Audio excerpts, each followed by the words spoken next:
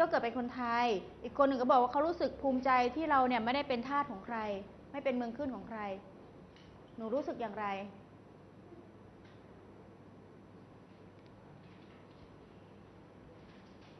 แค่ถามความรู้สึกนักเรียนก็ตอบไม่ได้ส่งต่อค่ะว่าคนไทยไม่มีความสามัคคีเลยมาสู้กันเองรู้สึกว่าคนไทยไม่สามัคคีกันเลยนะมาต่อสู้กันเองต่อไปค่ะรู้สึกอย่างไรคะ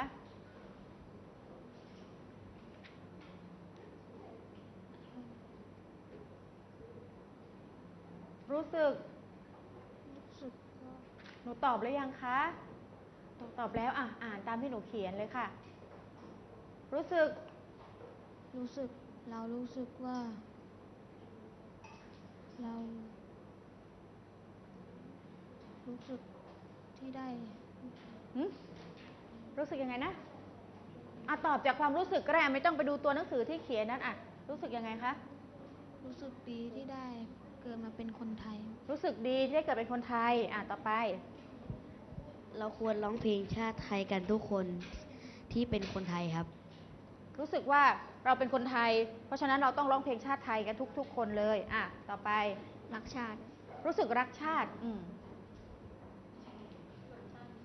รู้สึกดีใจที่มันเป็นที่มาเป็นคนไทยครับรู้สึกดีใจที่ได้เกิดมาเป็นคนไทยต่อไป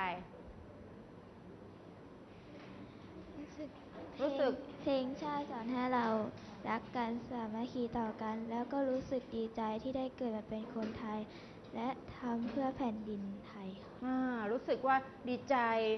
นะที่ได้เกิดมาเป็นคนไทยแล้วก็อยากจะทำอะไรเพื่อแผ่นดินไทยต่อไปค่ะภาคภูมิใจที่ได้เกิดเป็นไทยค่ะภาคภูมิใจที่ได้เกิดเป็นคนไทยค่ะการที่เราร้องเพลงชาติด้วยกันก็ถือว่าสามัคคีกันแล้วค่ะก็ถือว่าทำไมนะคะสามัคคีเราสามัคคีกันต่อไปภูมิใจที่ภูมิใจที่ได้เกิดมาเป็นคนไทยค่ะภูมิใจที่ได้เกิดมาเป็นคนไทยเพราะฉะนั้นคำตอบที่1ของนักเรียนถูกทุกคนนะคะไปข้อ2เขียนข้อ2แต่ข้อ2นี่ใช้ความรู้สึกตอบไม่ได้นะ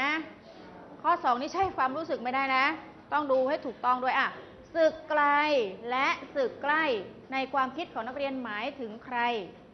ตอบตอบสึกไกลหมายถึงอีก1บรรทัดสึกใกล้หมายถึง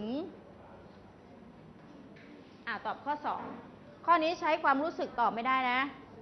ต้องคิดนิดหนึ่งทุกวันนี้สึกไกลยังไม่ห่วงทุกวันนี้สึกไกลยังไม่ห่วงแต่หวั่นซวงสึกใกล้ไล่ข่มเหงถ้าคนไทยหันมาฆ่ากันเองจะร้องเพลงชาติไทยให้ใครฟังสึกไกลหมายถึงใครนักเรียนลองคิดสิทุกวันนี้สึกไกลยังไม่ห่วงแต่หวั่นซวงสึกใกล้ไล่ข่มเหงแต่หวั่นซวงสึกใกล้ไล่ข่มเหง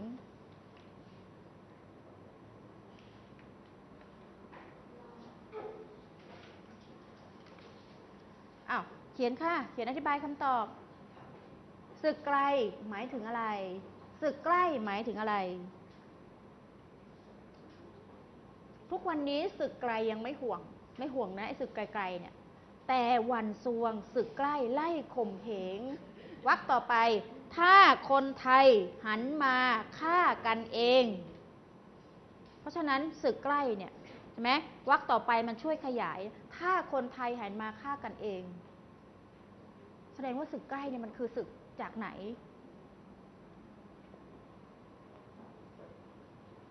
สึกไกลกับสึกใกล้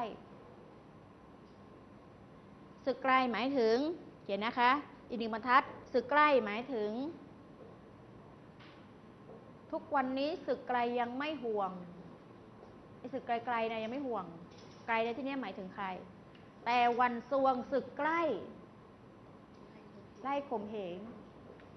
ถ้าคนไทยหันมาฆ่ากันเองเห็นไหมวรรคนี้ช่วยนะคะวรรคนี้ช่วยอธิบายของสึกใกล้ได้เลยนะถ้าคนไทยหันมาฆ่ากันเองเขียนอธิบายไปค่ะ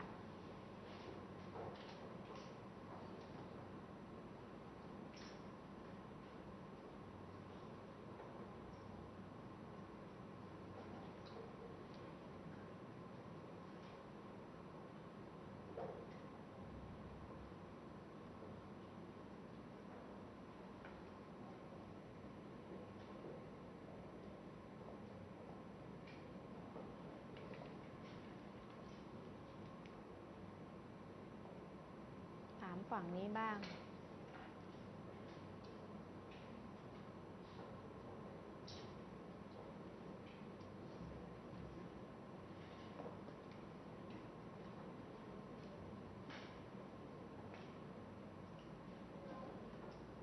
ถามสาวๆตรงนี้ดีกว่าสาวสี่สาว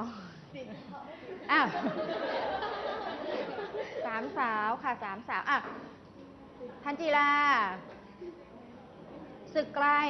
คนอื่นฟังคำตอบของทันจีราแล้วลองช่วยกันดูว่าถูกต้องไหมทันจีราหนูตามความคิดของหนูศึกไกลหมายถึงศึกไกลหมายถึงคนที่ไม่ได้เกิดมาเป็นเลือดเนื้อเชื้อชาติไทยค่ะก็คือสรุปง่ายๆก็คือพวกที่ไม่ใช่คนไทยก็คือต่างชาติใช่ไหมศึกไกลในนี้หมายถึงต่างชาติไหมก็คือคนที่ไม่ได้เป็นคนไทยศึกที่มาจากคนที่ไม่ได้เป็นคนไทยแล้วศึกใกล้ล่ะคะศึกใกล้คือคนที่เกิดมาแล้วเป็นเลือดเนื้อเชื้อชาติไทยค่ะเลือดเนื้อเชื้อชาติไทยสรุปง่ายๆอ่ะณัฐพรก็เข้าใจของทันจีรานั่นแหละก็ถูกต้องอ่ะแต่แล้วของณัฐพรเข้าใจว่าศึกไกลคือศึกที่ไปรบกับประเทศอื่นค่ะก็คือศึกจากประเทศอื่นศึกที่เราทำศึกสงครามกับประเทศอื่นส่วนศึกใกล้แล้วคะศึกที่ประเทศไทยมาต่อสู้กันเองทำต่อสู้กันเองใช่ไหมจิราพรใช่ไหมคะจิราพรใช่ว่าไงคะของหนูว่าไงศึกไกลคือศึกไกลคือคนประเทศอื่นที่ไม่ใช่คนไทยแล้วศึกใกล้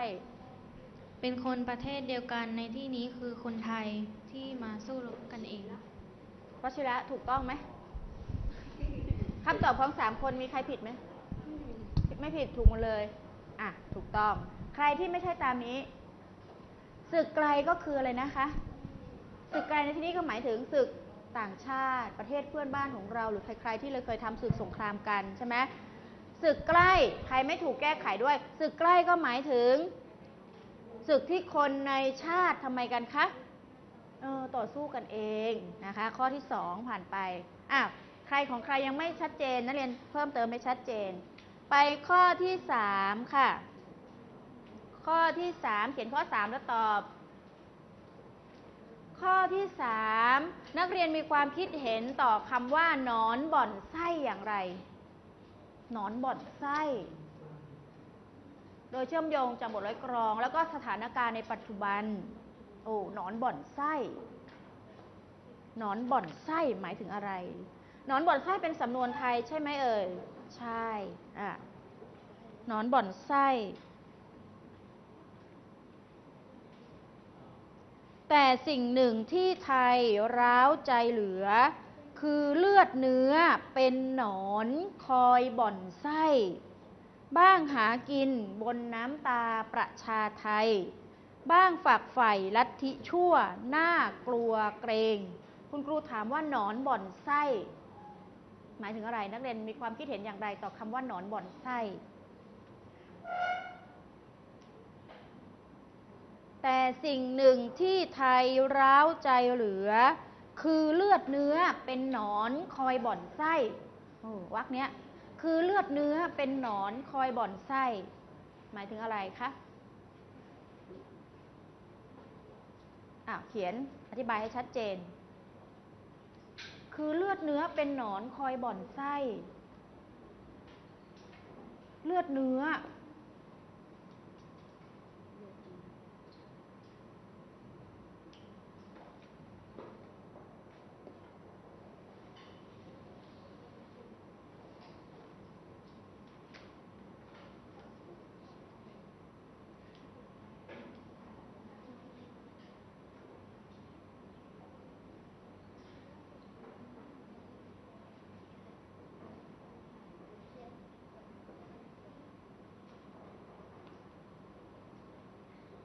ใครคิดว่าตัวเอง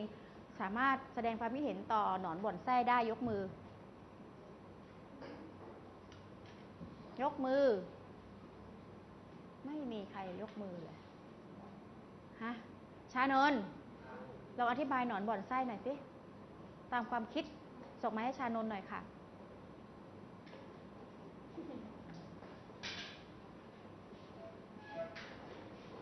นอนบ่อนไส้ชานนท์คิดว่าหมายถึงอะไร มาไปยึดครองประเทศไทยครับ คนไทยที่จะยึดครองประเทศไทย พวกนี้เราเรียกว่าพวกหนอนบ่อนไส้ใครอธิบายได้อีกจิราพรค่ะส่งกลับมาจิราพรบอกไม่พอใจคำอธิบายของชานนท์ขอไมค์คืนจิราพรหนูว่าหนอนบ่อนไส้คืออะไรคะ คือคนที่ไม่รักชาติไทยแล้วคอยขัดขวางการพัฒนาของชาติค่ะ